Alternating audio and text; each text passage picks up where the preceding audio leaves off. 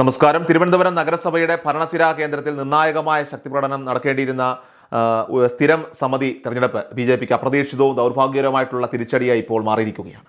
ശാസ്തമംഗലം വാർഡിൽ നിന്നുള്ള BJP പ്രതിനിധിയും മുൻ DGPയുമായിട്ടുള്ള R ശ്രീലേഖയുടെ വോട്ട് അസാധുവായത് കേവലം ഒരു സാങ്കേതിക പിഴവിനപ്പുറം പാർട്ടിയെ വലിയ തോതിൽ പരിഹാസ്യരാക്കുന്ന ഒന്നായി മാറിയിരിക്കുകയാണ്.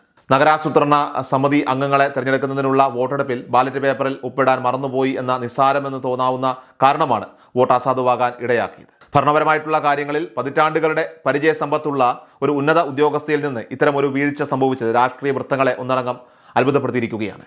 നഗരസഭയുടെ സുപ്രധാന തീരുമാനങ്ങൾ കൈക്കൊള്ളുന്ന നഗരാസൂത്രണ സമിതിയിൽ ഭൂരിപക്ഷം ഉറപ്പിക്കുക എന്നത് BJPയെ സംബന്ധിച്ചിടത്തോളം അതീവ പ്രാധാന്യമുള്ള ഒന്നായിരുന്നു. സമിതിയിൽ ഭൂരിപക്ഷം ലഭിക്കുന്നതിലൂടെ അധ്യക്ഷ സ്ഥാനം പിടിച്ചെടുക്കുവാനും അതുവഴി നഗരവികസന കാര്യങ്ങളിൽ നിർണായക സ്വാധീനം ചെലുത്താനും BJP ലക്ഷ്യമിട്ടിരുന്നു.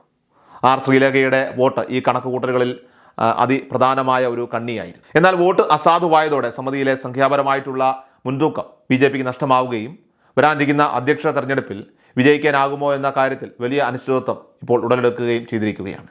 ഇത് പാർട്ടിയുടെ ആത്മവിശ്വാസത്തിന് വലിയ തോതിലുള്ള ഉലച്ചിലാണ് ഇപ്പോൾ തദ്ദേശ തലത്തിൽ ഉണ്ടാക്കിയിരിക്കുന്നത്. തെരഞ്ഞെടുപ്പിന് ദിവസങ്ങൾക്ക് മുൻപ് തന്നെ BJP നേതൃത്വം കൗൺസിലർമാർക്ക് കർശനമായ മാർഗനിർദ്ദേശങ്ങളൊക്കെ തന്നെ നൽകിയിരുന്നു. ഇത് സംഭവത്തിന്റെ ആഘാതം വർദ്ധിപ്പിക്കുന്നു. BJP ജില്ലാ കമ്മിറ്റി ഓഫീസിൽ വെച്ച് നടന്ന പ്രത്യേക യോഗത്തിൽ മുതിർന്ന നേതാക്കൾ ഓരോ കൗൺസിലർക്കും വോട്ട് ചെയ്യേണ്ട കൃത്യമായ രീതിയെക്കുറിച്ച് പരിശീലനം നൽകിയിരുന്നു.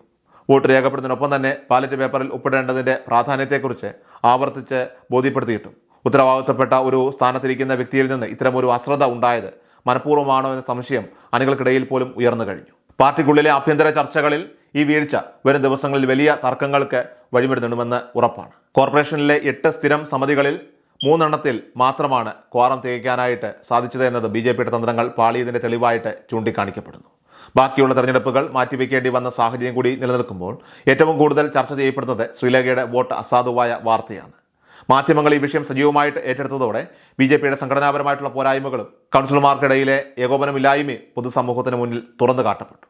ഭരണസമിതിയുടെ മുൻപിൽ BJP മെനഞ്ഞ തന്ത്രങ്ങൾ ഓരോന്നായിട്ട് പരാജയപ്പെടുന്ന കാഴ്ചയാണ് ഈ സംഭവ വികാസങ്ങൾ വ്യക്തമാക്കുന്നത്. നഗരസഭാ തെരഞ്ഞെടുപ്പ് വേളയിൽ ഒരു വമ്പൻ പ്രഖ്യാപനമായിട്ടായിരുന്നു R ശ്രീലേഖയുടെ BJP പ്രവേശനത്തെയും സ്ഥാനാർത്ഥിത്വത്തെയും ഒക്കെ തന്നെ പാർട്ടി അവതരിപ്പിച്ചത്.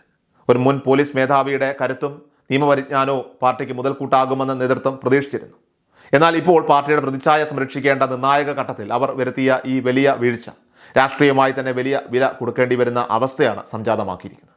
BJPയുടെ രാഷ്ട്രീയപരമായിട്ടുള്ള നയതന്ത്ര നീക്കത്തെ തന്നെ ചോദ്യം ചെയ്യുന്ന തരത്തിലേക്ക് ഈ അബദ്ധം വളർന്നിരിക്കുന്നുവെന്നത് നിഷേധിക്കാനാവാത്ത വസ്തുതയാണ്. അന്തിമമായി തന്നെ വിലയിരുത്തുമ്പോൾ തിരുവനന്തപുരം കോർപ്പറേഷനിൽ ഭരണവിരുദ്ധ വികാരം മുതലെടുക്കാൻ ശ്രമിക്കുന്ന BJPക്ക് സ്വന്തം അണികൾക്കിടയിലും പൊതുജനങ്ങൾക്കിടയിലും വിശ്വാസ്യത തെളിയിക്കാനായിട്ട് ഈ സംഭവം വലിയ വെല്ലുവിളിയാണ് ഉയർത്തുന്നത്.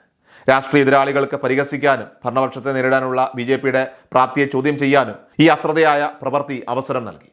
വരും ദിവസങ്ങളിൽ നടക്കാനിരിക്കുന്ന അധ്യക്ഷ തെരഞ്ഞെടുപ്പുകളിൽ കൂടുതൽ കരുതലോടുകൂടി നീങ്ങിയില്ലെങ്കിൽ നഗരസഭയിലെ BJPയുടെ നിലനിൽപ്പ് തന്നെ പ്രതിസന്ധിയിലാകാൻ R ശ്രീലേഖയുടെ ഈ ഒരു വോട്ട് അത് കാരണമായേക്കാം.